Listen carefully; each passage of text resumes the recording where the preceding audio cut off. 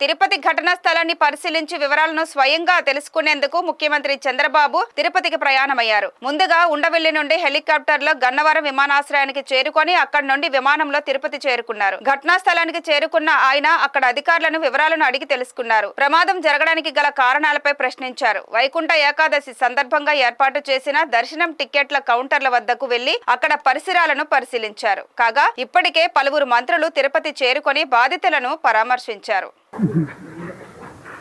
Sufficient police force ఉంది.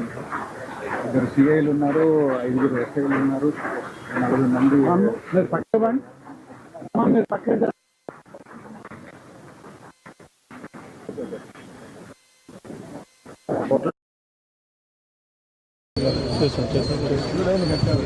Holding అంటే queue లైన్లో మనము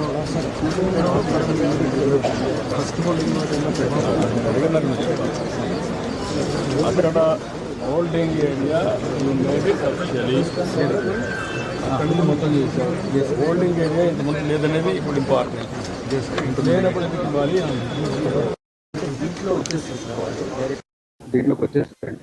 బయటకు వెళ్తాను సార్. ఆల్మోస్ట్ 12 hours ఇక్కడ ఇవ్వలేదని అవి ఉంటుంది కదా. యాక్చువల్గా అన్ని సిటీలో పక్క పక్కన ఇస్తా ఉంటే అక్కడ ఇస్తున్నారు. ఇక్కడ ఏదైనా ఫోన్లు కూడా చెప్పుకుంటారు కదా. సెంటర్స్ కాకుండా ఎట్లా ఉంటుంది? పక్క పక్కనే అంటే టికెట్లు ఇచ్చింది 8 o'clock. టికెట్ స్టార్ట్ చేసింది 9 o'clock. 9 o'clock. బట్ ఏటమ్మా నీకు మెసేజ్ ఇచ్చారా? వేరే వాళ్ళు ఫోన్ చేసి మీకు చెప్పారు ఈ గ్రౌండ్ లో ఇబ్బంది, మనుషులు ఉన్నారు, శాంపేడ్ అయిన తర్వాత మీకు చెప్పారు. ముందు మెసేజ్ వచ్చిందా? నేను అడిగిందని స్ట్రైట్ క్వశ్చన్. మీకు మెసేజ్ వచ్చిందా? వచ్చింది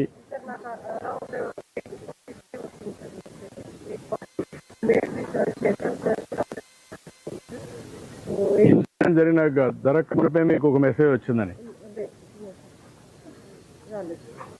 అందరూ